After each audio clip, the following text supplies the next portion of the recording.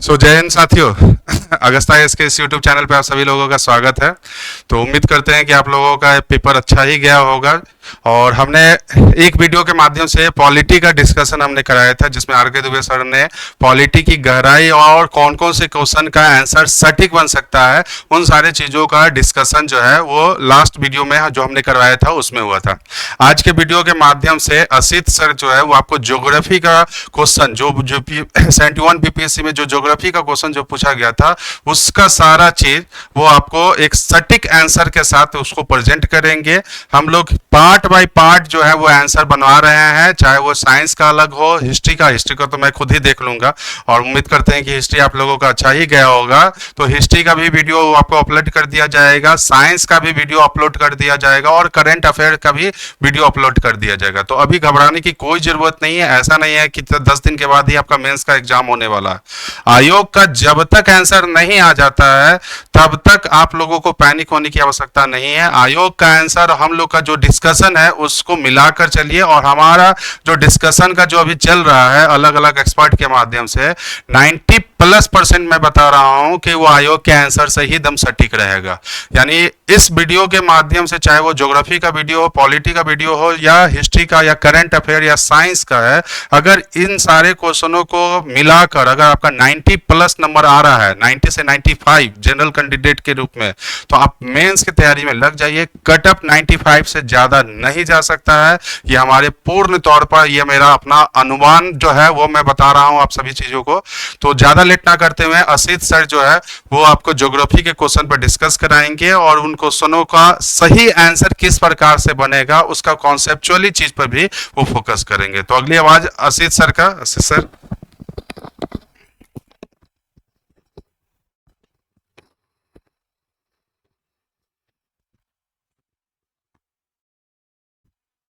Thank you Mukesh sir. आज हम लोग ज्योग्राफी में जो भी क्वेश्चन आए हैं उनको देखेंगे और उनका एक्सप्लेनेशन भी दिखाएंगे। देखिए,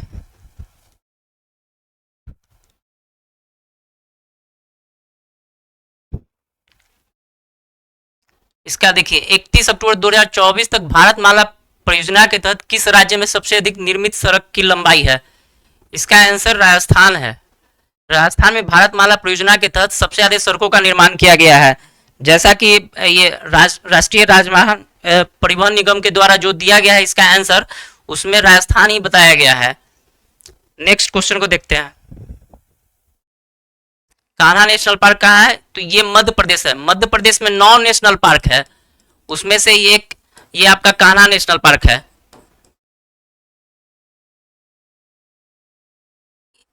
यह प्रोजेक्ट टाइगर में भी शामिल है। इसका सही उत्तर कान्हा नेशनल पार्क, मध्य प्रदेश। निम्नलिखित में से कौन सी खरीफ फसल है? इसमें देखिए ये रबी फसल है, जौ, चना भी रबी फसल है, गेहूं भी रबी फसल है। ये आपका ये आंसर हो जाएगा, गन्ना खरीफ फसल है। बिहार में संपूर्ण भारत का परसेंटेज पायराइट, जैसा कि आप लोग पढ़े भी होंगे बिहार समग्र में, उसमें भारत में सबसे ज्यादा पायराइट वो बिहार में ही पाया जाता है, और इसमें इसका एक छत्र राजा ये 95% है। नागी पक्षी अभ्यारण्य, इसके बारे में हम लोगों ने पढ़ा था, इसको रामसर स्थल में शामिल किया गया है। ये बर्ड लाइफ सेंचुरी के भी ये भी है, और ये नागी के साथ नकटी, ये दोनों को रामसर रामसर साइट में शामिल किया गया है। ये बर्ड लाइफ वाइल्ड फंड, लेकिन ये जो बनाया गया था रामसर, ये यूनेस्को के द्वारा बनाया गया था। और लेकिन ये जो किस संगठन ने मान्यता दी है, तो यहाँ पे बर्ड वाइल्ड लाइफ फंड ही होगा। कोसी मेची लिंक, इसका हम लोगों ने क्लास में भी जिक्र किया था। सीमांचल के क्षेत्र में जो इधर महानंदा बहती है, इधर कोसी, इस दोनों के बीच में लिंक परियोजना है। तो इस साइड में जो भी इलाका है वो आप छांट लीजिए और देख लीजिए कौन कौन है। तो पटना, नालंदा, गया, सिवानी, ये बिहार के मिडिल में और वेस्ट में है, ये नहीं होगा।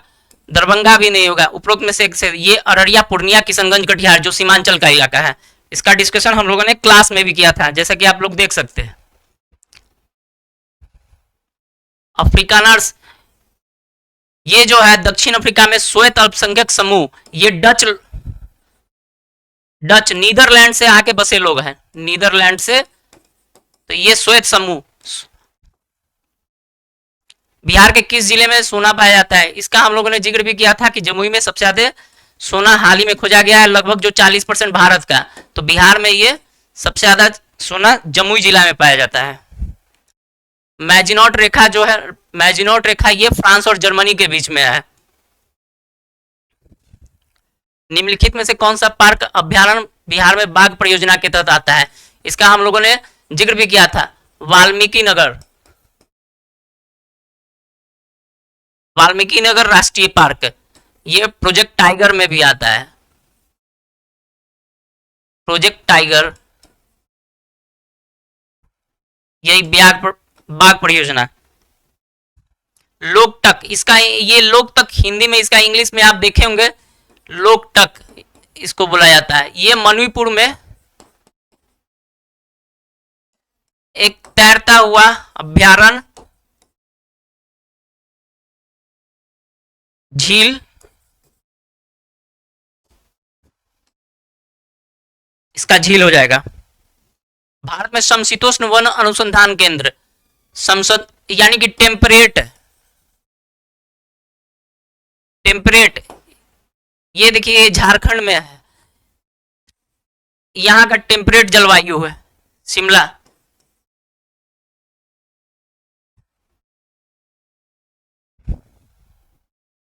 कर्मनाशा नदी का उद्गम स्थल, इसका हम लोगों ने जिक्र भी किया था। कर्मनाशा नदी का उद्गम स्थल ये कैमूर जिला से और बिहार यूपी के बीच में बॉर्डर बनाते हुए चौसा के पास मिलती है। ये कैमूर, हम लोगों ने इसका उल्लेख भी किया था, तो इसका कैमूर। सिंधु जल संधि के अनुसार 3 पूर्वी नदियों का आवंटित की गई है, निम्नलिखित में से कौन से उनमें शामिल है? तो सिंधु नदी बहती है, इसकी जो सहायक नदी है ऊपर से आती है, ये झेलम, चेनाब, रावी। इसके बाद ये रावी, ब्यास, सतलज, ये पूर्वी है, तो रावी। तो ये झेलम जो है उनमें शामिल नहीं है पूर्वी नदियों में। पूर्वी नदियों में रावी, सतलज और ब्यास, ये 3 पूर्वी नदियां हैं जिसपे भारत का कंट्रोल रहता है, भारत का नियंत्रण। और पश्चिमी नदियां सिंधु, झेलम,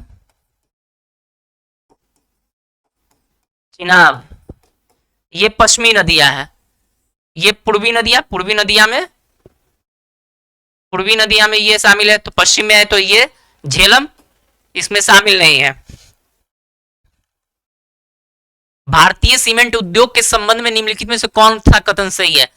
भारत का 87% सीमेंट उद्योग राजस्थान, आंध्र प्रदेश, मध्य प्रदेश जैसे कुछ प्रमुख राज्यों, शब्दों को आप यहां पर पढ़ेंगे, जैसे कुछ प्रमुख राज्यों में है, जैसे छत्तीसगढ़ भी हो गया, एमपी हो गया, राजस्थान हो गया, आंध्र प्रदेश हो गया। तो इसका ये आंसर करेक्ट है। अब दूसरा देखिए, भारत दुनिया में सीमेंट का सबसे बड़ा उत्पादक है, ये गलत है, इसका चीन है, चाइना है। भारत में अधिकांश सीमेंट संयंत्र कच्चे माल के स्रोत से दूर निर्यात का समर्थन करने के लिए बंदरगाहों के पास स्थित है, ये स्टेटमेंट गलत है। बंदरगाहों के पास कहाँ है? बंदरगाह तो आपका ये है, इस इलाका में बंदरगाह है। अब सीमेंट का संयंत्र देखिए आप राजस्थान में है, एक आंध्र प्रदेश आपका यहाँ पे है, ये बंदरगाह राज्य है, बाकी एमपी बीच में है, छत्तीसगढ़ है, झारखंड में भी है, बिहार में भी है। तो ये स्टेटमेंट जो है ये गलत है, तो ये गलत हो गया, ये गलत होगा, तो केवल एक सही होगा इसका। बिहार का अधिकांश भाग निम्नलिखित में से किस प्रकार की जलवायु के अंतर्गत आता है? तो देखते हो कि सारे 23 डिग्री जो कर्क रेखा है ये रांची के पास से गुजरती है, झारखंड से। तो इसके ऊपर का क्षेत्र जो होगा उपोष्ण हो जाएगा, और चूंकि पूरे भारत का मानसूनी है तो यहां पे आप बोल सकते हैं उपोष्ण कटिबंधीय मानसूनी। लडांग ये एक स्थानांतरित कृषि है, स्थानांतरित कृषि है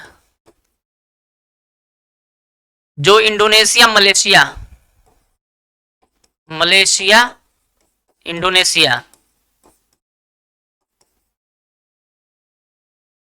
के क्षेत्रों में किया जाता है स्थानांतरित कृषि। भारत का सबसे बड़ा द्वितीय नदी बेसिन कौन है? सबसे बड़ा गंगा जानते होंगे, गंगा के बाद दूसरी सबसे बड़ी नदी गोदावरी है दक्षिण भारत की, तो ये गोदावरी हो जाएगी। ग्राउंड जीरो, ये ग्राउंड जीरो जो है बेसिकली ज्योग्राफी का क्वेश्चन नहीं है, ये चूंकि करंट से ये जब न्यूयॉर्क में 9/11 की घटना हुई थी उसी जगह को बोलते हैं, तो ये न्यूयॉर्क है वर्ल्ड ट्रेड सेंटर के पास।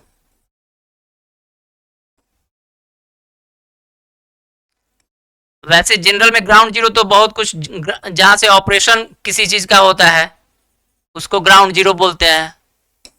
कभी कभी ग्राउंड जीरो का शब्दों का प्रयोग इसके संदर्भ में भी करते हैं, लेकिन ग्राउंड जीरो यहाँ पे न्यूयॉर्क होगा। अलकनंदा भागीरथी, ये उत्तराखंड में पंचप्रयाग है, उत्तराखंड में ये पंचप्रयाग है, उसमें पंचप्रयाग में सबसे लास्ट में उत्तराखंड में जहां पर अलकनंदा और भागीरथी नदी मिलती है उसे देवप्रयाग बोलते हैं, देवप्रयाग। बाकी ये कर्णप्रयाग में विष्णुप्रयाग और रुद्रप्रयाग नहीं, देवप्रयाग सॉरी, रुद्रप्रयाग में आपको अलकनंदा मंदाकिनी मिलती है, अलकनंदा और मंदाकिनी नदी।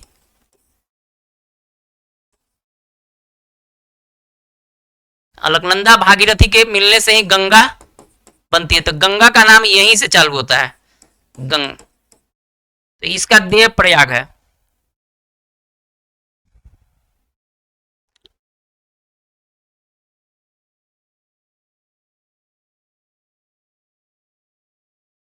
हो गया। ये आपका ज्योग्राफी से जो इतना क्वेश्चन था ज्योग्राफी से पूछे गए थे उनका ये लगभग 100% सही है, और मेरा मानना है जहां तक कटअप आपका 90 से कम ही रहेगा, ये तय है 90 से कम रहेगा, 90 से ज़्यादा आप लोगों का कटअप नहीं जाएगा। आप लोग जिसका भी 90 के आसपास 85 से 90 के बीच में वो लोग मेंस की तैयारी कर सकते हैं, क्योंकि एक बार रिजल्ट आने के बाद फिर मेंस की तैयारी का समय नहीं मिलेगा, इसलिए आप लोग मेंस की तैयारी में लग जाएंगे। जिनका भी 85 से 90 के बीच में मिल रहा है वो कंफर्म। सो आगे आप लोग को मुकेश सर बताएंगे।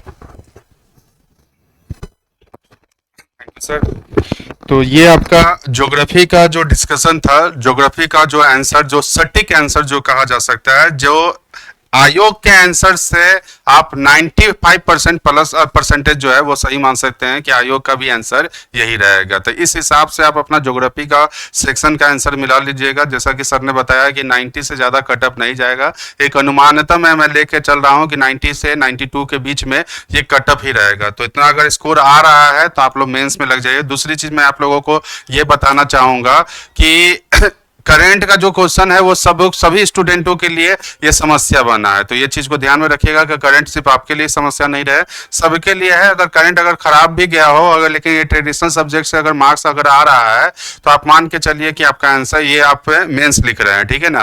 तो नेक्स्ट वीडियो के माध्यम से मैं हिस्ट्री का खुद ही लेकर आऊंगा, जिसमें हिस्ट्री का एंशिएंट और मेडाइवल मॉडर्न से जो भी क्वेश्चन पूछे गए हैं विथ एक्सप्लेनेशन के साथ साथ मैं इसको डिस्कस करूंगा, ठीक है। तो उम्मीद करते हैं कि आप लोग ज्योग्राफी सेक्शन का आप लोग आंसर मिला लेंगे, और इन सब मिलाने के पश्चात देखिए कि कितना सही हो रहा है, ठीक है।